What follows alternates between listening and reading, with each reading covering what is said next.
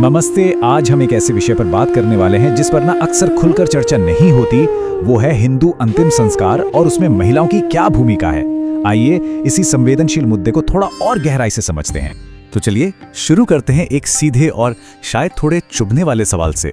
क्या एक बेटी को अपने माता पिता को आखिरी विदाई देने का हक नहीं है? और अगर नहीं तो ये रोक लगाई किसने, हमारे धर्म ने या हमारे समाज ने? अच्छा, तो सबसे पहले उस मान्यता को देखते हैं जो हमारे समाज में मतलब बहुत गहराई तक अपनी जड़ें जमा चुकी है।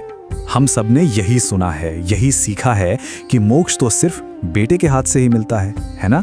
और ये एक ऐसी बात है जिससे पीढ़ी दर पीढ़ी बस मान लिया गया बिना कोई सवाल किए। लेकिन कहानी में एक बहुत बड़ा ट्विस्ट है। अगर हम अपने शास्त्रों को उठाकर देखें ना, तो ये पूरी की पूरी धारणा बिल्कुल झूठी साबित होती है। तो फिर सवाल ये है कि सच है क्या? तो आइए अब सीधे धर्म ग्रंथों की तरफ चलते हैं और देखते हैं कि वो असल में इस बारे में क्या कहते हैं। देखिए, गरुड़ पुराण के प्रेत खंड के 8वें अध्याय में क्या लिखा है। इसमें भगवान विष्णु खुद कहते हैं कि अगर बेटा या पोता मौजूद नहीं है तो महिलाओं को सभी रस्में निभाने का पूरा अधिकार है। जरा इस शब्द पे ध्यान दीजिए, पूर्ण अधिकार। ये बहुत बड़ी बात है। और बात सिर्फ गरुड़ पुराण पर ही खत्म नहीं होती। एक और बड़ा ग्रंथ है जो इस अधिकार को और भी ज्यादा साफ करता है। मार्कंडेय पुराण तो इससे भी एक कदम आगे जाता है। इसके हिसाब से अंतिम संस्कार करने का पहला हक पत्नी का है और पत्नी के बाद बेटियों का। मतलब सोचिए, यहाँ महिलाओं को सिर्फ इजाजत नहीं दी गई है बल्कि उन्हें प्राथमिकता दी गई है।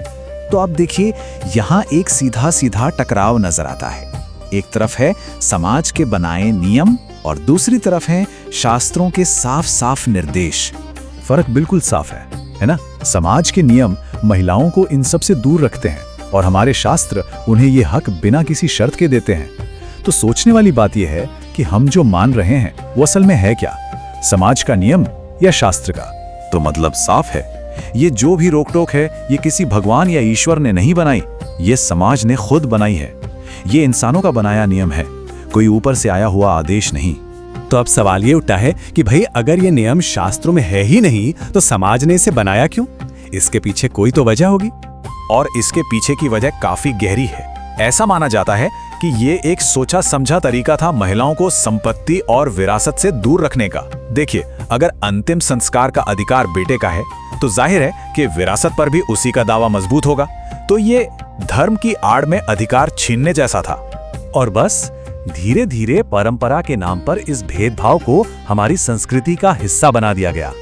जो नियम असल में संपत्ति से जुड़ा था उसे एक ऐसा धार्मिक नियम बनाकर पेश किया गया जिसे कोई तोड़ ही नहीं सकता। तो फिर इसका हल क्या है? हल ये है कि हम अपने सच्चे धर्म को फिर से समझें और उसे अपनाएं। श्राद्ध या जो अंतिम संस्कार होते हैं उनका असल मकसद जेंडर पे आधारित नहीं है। उनका सार तो भाव में है, प्रेम, श्रद्धा, भक्ति, इन सब में। और इन भावनाओं का कोई जेंडर नहीं होता। और ये बात कितनी सीधी और सच्ची है ना? अगर एक बेटी अपने माता पिता से प्यार करती है तो उसे आखिरी विदाई देने से रोकने का हक किसी को क्यों होना चाहिए?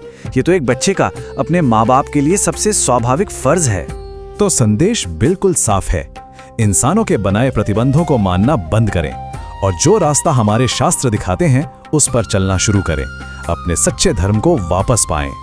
और आखिर में एक सवाल सबके लिए, जब बेटियों को वो हक दिया जाता है जो शास्त्र उन्हें देते हैं, तो क्या हम कोई परंपरा तोड़ रहे हैं या फिर हम असल में अपने सच्चे धर्म को फिर से अपना रहे हैं? इस पर सोचिएगा जरूर।